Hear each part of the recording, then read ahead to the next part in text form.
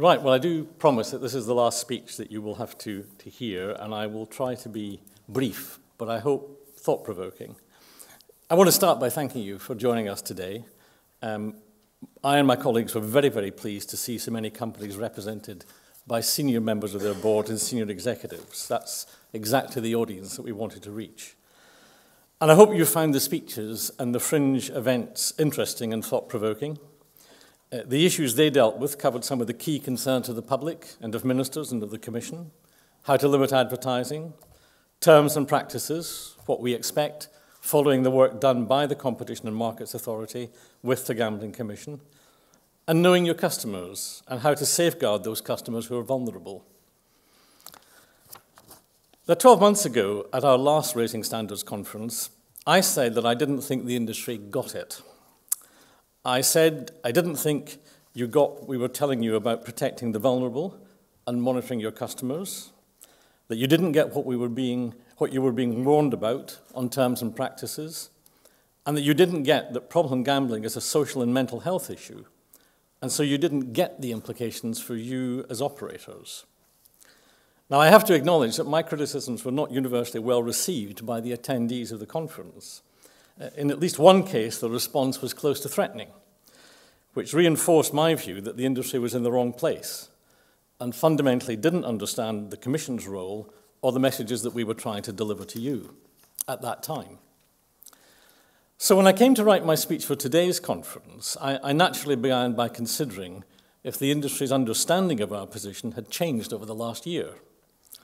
And I think it has, up to a point, but only up to a point.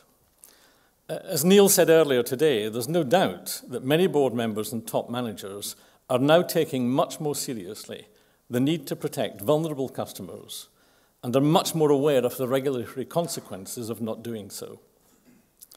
A number of you have launched initiatives designed to understand better the nature of problem gambling and what can be done to tackle it effectively.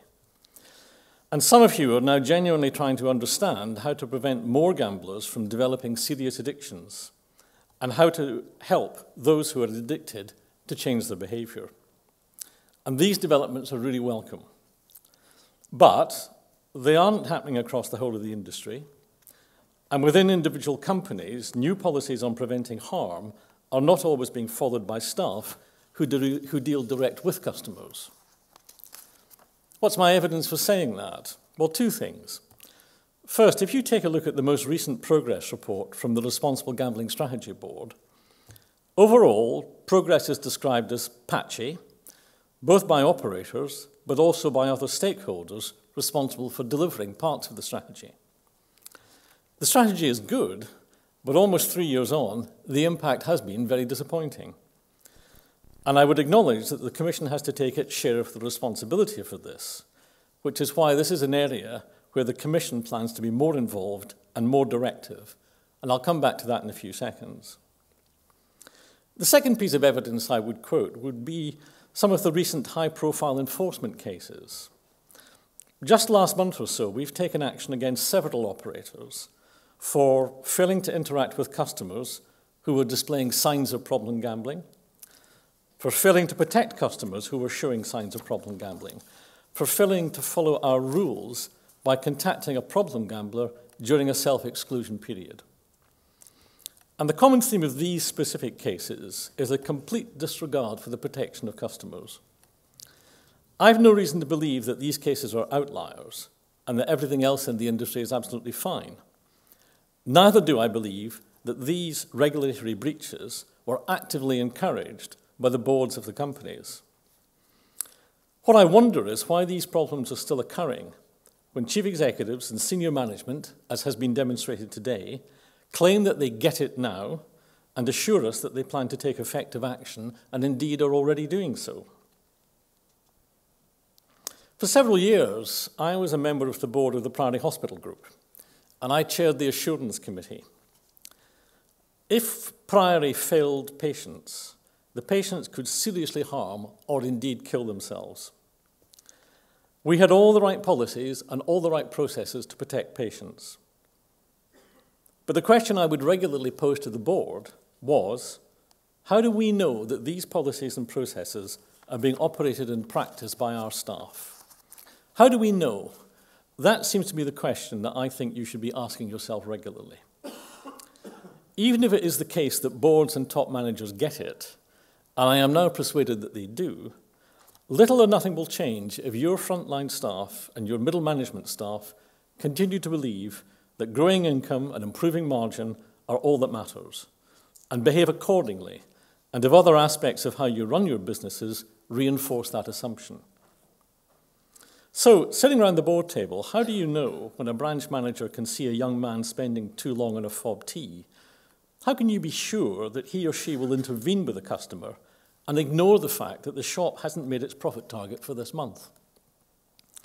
How will you be sure that your website won't offer new opportunities to play to a moderate risk gambler after she's just emptied her account? These kinds of operational questions raise wider strategic questions about how the board's intentions are transmitted throughout the business and how the board can be assured that protecting vulnerable customers really is a key objective of the organisation. If the intention is to change the company's culture to ensure that vulnerable customers are not harmed by the products that you sell, you need to deliver that message to all staff, and you need to do so regularly. The message needs to be a key part of the induction programme for new or newly promoted staff. Your systems for setting objectives and appraising performance and remunerating and incentivising staff all need to reflect this objective. If your pay scales and bonuses and decisions on promotion are all still based solely or mainly on hitting or beating tough targets for increasing income or improving margin, staff will simply not believe that protecting vulnerable customers is any part of their job. Top management and the board need to get reliable data on the company's performance in preventing vulnerable customers from being harmed, and they need to be seen within the company to be acting on it. Effective interventions with individual customers to prevent harm, or new ideas about how to intervene effectively, need to be highlighted and praised and rewarded. Deliberate failures by staff to intervene to prevent harm to vulnerable customers need to be seen to be dealt with through retraining or appraisal, or in the most extreme cases, disciplinary measures. Imagine the progress you could make over the next 12 months if you were to rebalance the pressures on your staff and colleagues in this way. Today we've examined in some detail 3 priorities for reform: fairer gambling in terms and practices, knowing your customers and protecting the vulnerable, marketing, advertising, and addressing public concerns. Imagine the impact on problem gambling if all of you made progress, individually and collaboratively, in raising your standards in these 3 areas over the next 12 months. That would be 3 big steps forward for the industry and for your customers. I said earlier that the Commission planned to be more closely involved in directing and delivering work on tackling problem gambling. We are developing a new and perhaps a bit more focused strategy. The overall aims will be very similar to those contained in the current strategy, but by focusing more closely on fewer objectives, we intend to make more and faster progress, with your help, in areas that really matter. We'll be seeking to persuade the government that a really effective and lasting response to problem gambling requires well-coordinated action at national level, led by the government and by the devolved administrations.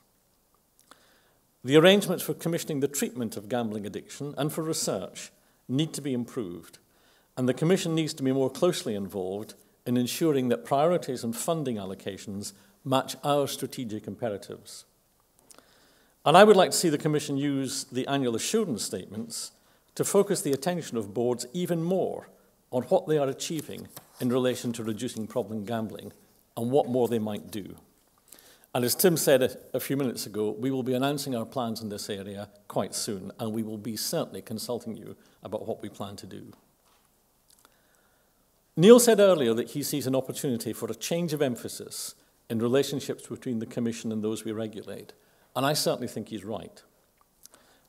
There are also opportunities to change aspects of the relationship between gambling operators and their customers. You have the opportunity voluntarily to act to change your terms and practices, to act to protect the vulnerable when they gamble, to act to address the public's growing and legitimate concerns about advertising, the volume, the timing, and the tone.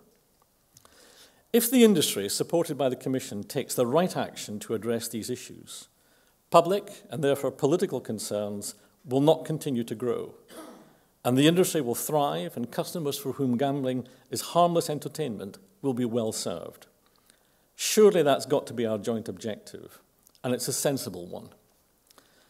And perhaps the immediate priority is to create the right mechanisms for collective and effective action in these areas. So this is the question I want to leave you with. Do you want to be the industry's leadership that takes decisive action to raise standards, or are you planning to sit back and wait until public outcry and mistrust leads to greater and not necessarily effective intervention? That's something I hope that you will all ponder individually and collectively. Once again, thank you very much indeed for joining us today, and I look forward to seeing you next time. Good night.